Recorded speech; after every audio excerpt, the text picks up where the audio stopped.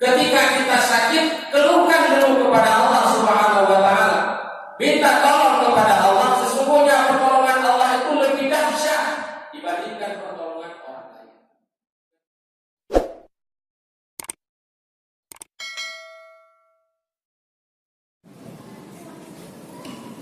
Assalamualaikum warahmatullahi wabarakatuh.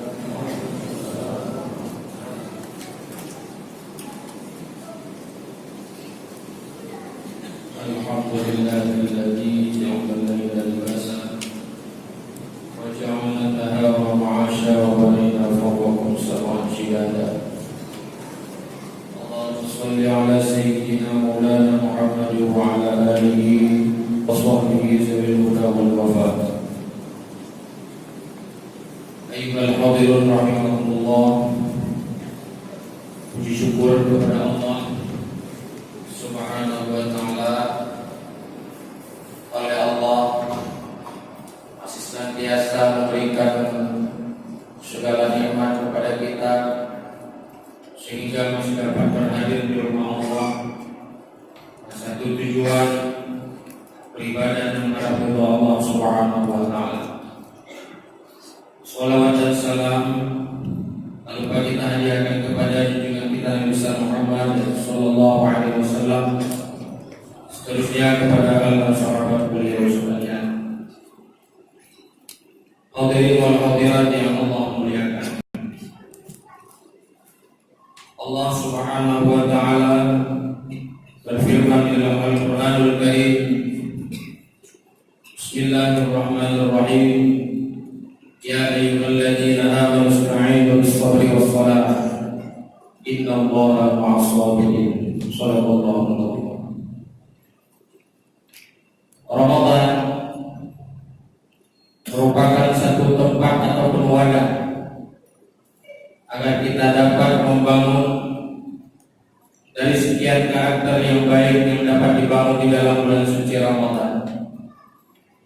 Salah satu daripada karakter yang dapat dibangun di dalam bulan suci Ramadan yang mungkin terlupakan di bulan-bulan yang lain adalah membangun tingkat kesabaran, stabilitas dalam menyimbangkan segala bentuk amarah dan emosi, di mana Allah Subhanahu wa ta'ala pula mengajarkan, mengingatkan sebagian kita daripada orang-orang yang beriman. Terkhusus bagi kita yang beriman, Allah katakan, setiap perkara yang kau hadapi di dalam hidup di kehidupan dunia ini, terlebih baik minta tolonglah dulu kepada Allah Subhanahu wa ta'ala. Sekecil apapun masalah yang engkau hadapi, baik itu masalah yang kecil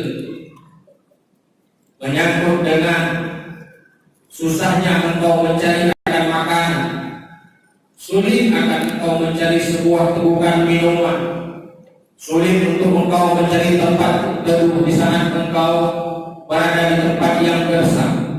Sesungguhnya janganlah engkau datangi selain daripada Allah. Datangi dulu Allah, baru engkau berikhtiar ke tempat yang lain. Sebagai contoh, ketika kita ditimpa suatu musibah yang hari ini banyak dilakukan oleh sebagian manusia yang mereka luput daripada Allah Subhanahu wa ta'ala. Ketika sakit, banyak daripada kita mengeluh, mau kemana? Saya mau ke apotek. Mau beli apa? Saya mau beli obat. Kamu sakit apa? Saya sakit panas. Kamu mau kemana? Saya mau ke dokter. Ngapain? Saya mau cek saya ini sakit apa. Ternyata ketika kita sampai ke tempat dokter spesialis sekalipun, hal pertama yang akan ditanyakan oleh sang dokter, kamu itu sakitnya apa? Bapak sakitnya apa? Bayangkan seandainya sampai kita di ruangan spesialis dokter, tanpa harus berbicara sedikit pun, kita duduk manis tanpa mengatakan apa-apa dengan dokter. Kita masuk, dipersilakan, Kemudian dokternya bertanya, Bapak, Ibu, keluhannya apa? Coba jangan dijawab sama sekali. Coba untuk dia 1000 bahasa. Mungkinkah dokter ini akan tahu penyakit kita? Tidak. Karena kenapa? Sesungguhnya dokter ini hanya ikhtiar sebagai penyembuh, bukan tempat pengadu pertama ketika kita berada dalam keadaan sakit. Maka Bapak Ibu yang dimuliakan Allah Subhanahu wa taala, ketika kita sakit, keluhkan dulu kepada Allah Subhanahu wa taala. Minta tolong kepada Allah. Sesungguhnya pertolongan Allah itu lebih dahsyat dibandingkan pertolongan orang lain. Ketika kita merasa kepanasan, hari ini banyak orang yang susah ketika diserang oleh penyakit demam.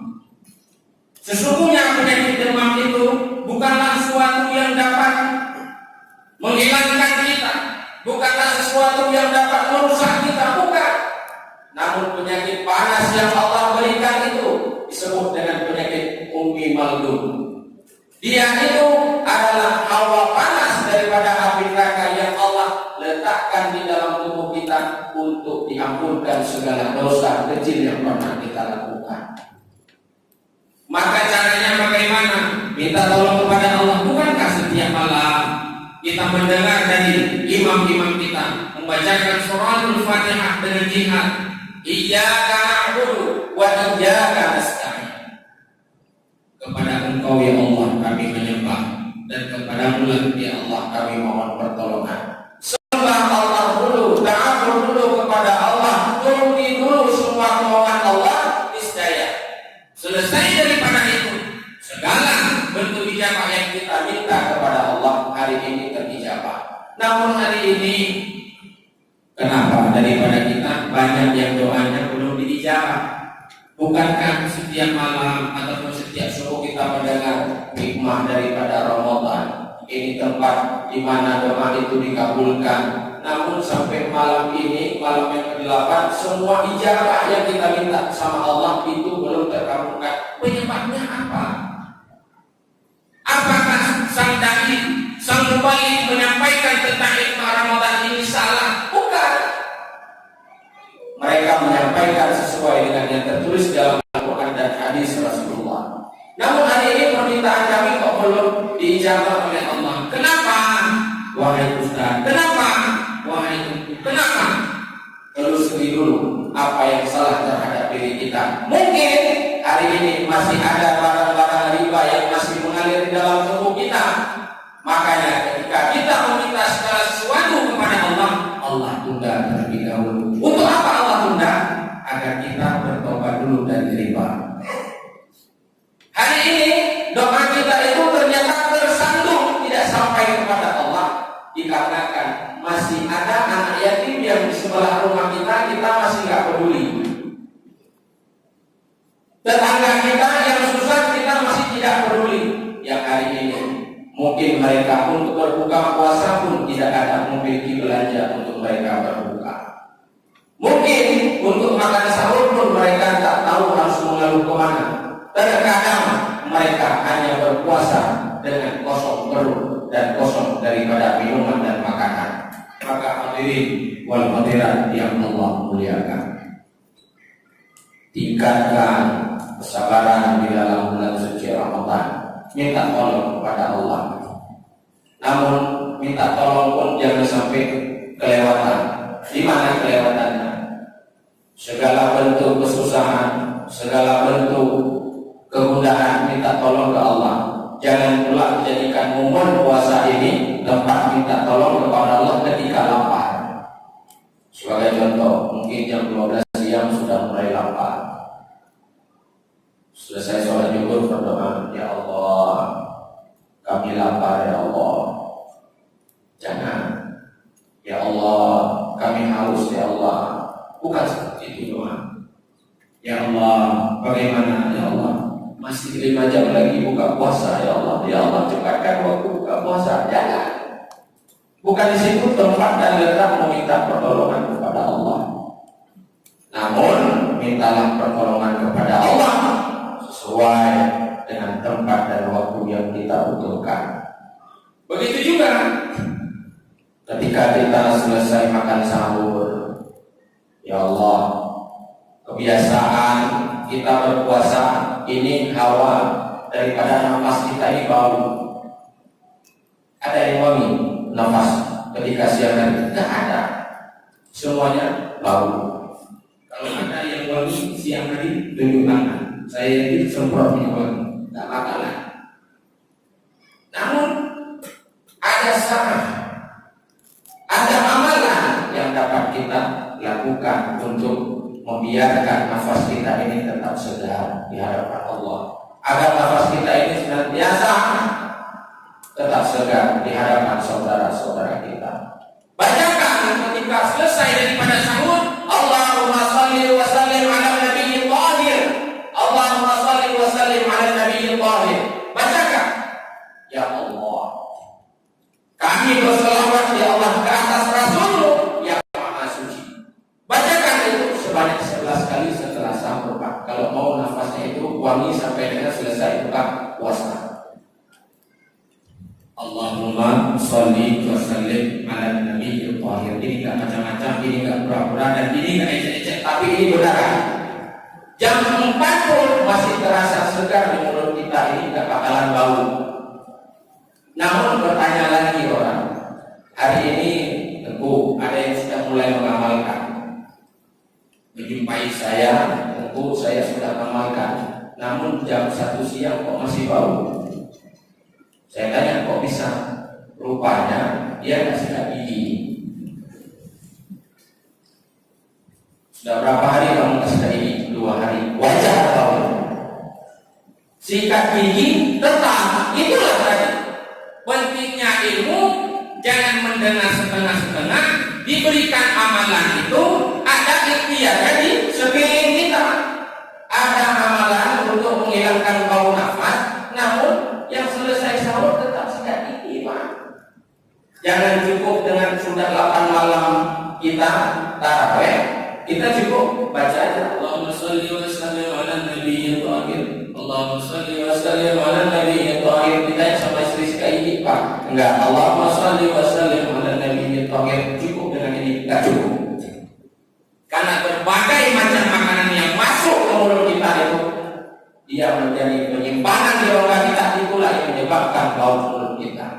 Namun hari ini bau mulut kita yang berpuasa di sisi Allah itu tetap digantikan dengan bau minyak mix, adalah minyak kasturi. Itu kapan? Kapan itu tergantikan sebagai bau minyak kasturi? Ketika esok di yaumil qiyamah, bukan di siang hari, Pak. Itu di sisi Allah. Namun di sisi manusia tetap bau gak enak. Namun esok hari kiamat Allah akan gantikan itu semua. Maka hadirin wal hadirat yang Allah muliakan, dengan kesabaran, dengan perbaiki sholat kita, niscaya Allah akan berikan pertolongan kepada kita. Hari ini di Blitar ada yang sholat tarawihnya. Ini berbicara sholat, karena kunci pertolongan Allah dari menjaga kesabaran dan sholatnya kita. Maka kita lihat sekarang kualitas sholat kita hari ini sebagaimana. Apa yang akan kita lakukan untuk Allah? Di Blitar hari ini ada yang terkenal sholat tarawihnya 10 menit di Blitar. Kemudian di sebelahnya lagi masih Jawa Timur yang 10 menit kira-kira sudah sampai 5 atau 6 tahun yang lalu. Tahun ini masuk generasi yang baru. Generasi apa? Sholat tarawihnya 7 menit. 6 tahun 10 menit. Sudah ada yang salib, sudah ada yang potong di tekongan 7 menit. Namun ada lagi ternyata sampai di situ. Ada yang sholat tarawihnya hari ini terlama, mungkin terlama di dunia. Mulai jam 7 dia melaksanakan sholat tarawih, selesai sampai jam 3 malam. 8 jam dia sholat tarawih. Kira-kira kalau di Aceh berapa menit, Pak? Kita di Aceh umumnya mulai masuk jam 9 sholat sunnah tarawih, selesai jam 10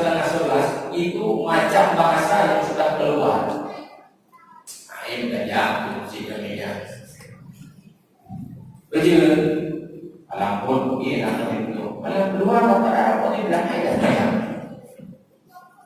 pergi ke masjid yang lain, berharap di masjid yang lain selesai jam 10. Datang malam yang ketiga ke masjid yang lain, bertemu dengan kawan yang sama.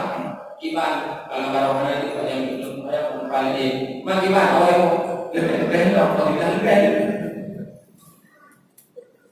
Padahal masih berkisar 1 jam lebih 5 menit, lebih 15 menit. Sekarang yang diburu selesai sholat apa? Ada yang selesai sholat langsung semua kita ini yang isi masjid ini langsung baca Al-Quran, langsung beriktikaf, langsung dengan ibadah-ibadah yang lain. Tidak ada.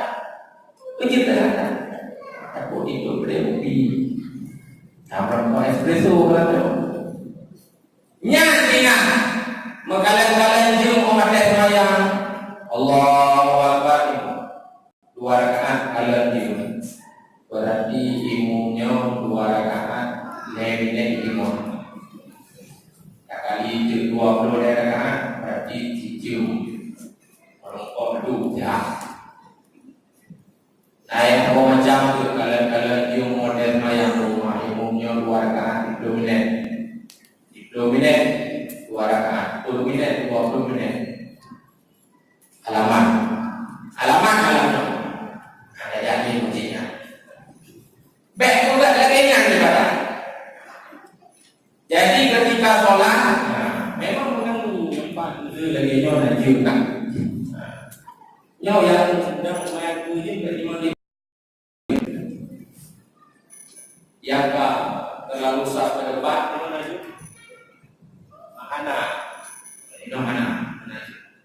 Amanlah bagi mereka matanya yang anak kalian cuma yang kayak najim bagi najim berdoa Allah ya benar bersungguh-sungguh ibadah kali ini betul-betul lillahi ta'ala, niscaya dengan ada keikhlasan di dalam ibadah kepada Allah subhanahu wa ta'ala, Allah akan senantiasa memberikan segala bentuk pertolongan kepada kita, dan senantiasa seluruh permintaan yang kita minta kepada Allah mungkin sudah tertunda setahun, 2 tahun, 3 tahun, tahun ini Allah kabulkan semua. Minta apa yang perlu diminta di dalam bulan Ramadan ini, minta semuanya. Ya Allah, lu perlu kaya lagi. Ya Allah, lu kaya sudah lebih. Ya Allah, pilih jabatan Allah lagi. Ya Allah, lu guna amal lebih kepada lagi. Pokoknya ada yang perlunya, anak batas lagi. Kali ini amalan pahala semuanya ini unlimited di dalam bulan ini tiada batas. Anak hari sabi kata Allah, lu yang akan balas di dalam bulan Ramadan. Mudah-mudahan ini menjadi penyemangat kepada kita dengan sisa bulan Ramadan sekitar 22 malam lagi. Nyope na bebe, nyope malam 8 lagi 26 Mei. Kebiasaan 15 waktu karena dia belum. Ada waktu lagi apanya tu? 20 3 minggu lebih dulu dah. Beri mau ibadah. Sering kita puasa, lagi mulai. Bakpun tangan lempung 2 negara, kemudian tersisi 16 negara, kemudian 8 negara, tinggal semifinal 4 negara, final tinggal 20 klub negara. Nyok ibadahnya lagi nyok. Lihat mereka yang ada di kota Mekah. Giliran 10 yang akhir mereka berdesak-desak untuk masuk ke dalam masjid karena mereka tahu ini fase ikominana. Di sini ada malam Lailatul Qadar. Di sini ada peristiwa yang besar yang tidak dapat disia-siakan. Maka katanya anak apa? Anak maka Rasulullah. Disinilah harapan kita untuk meningkatkan kualitas ibadah kita melalui rumah-rumah Allah. Amin ya rabbal alamin. Mudah-mudahan bermanfaat.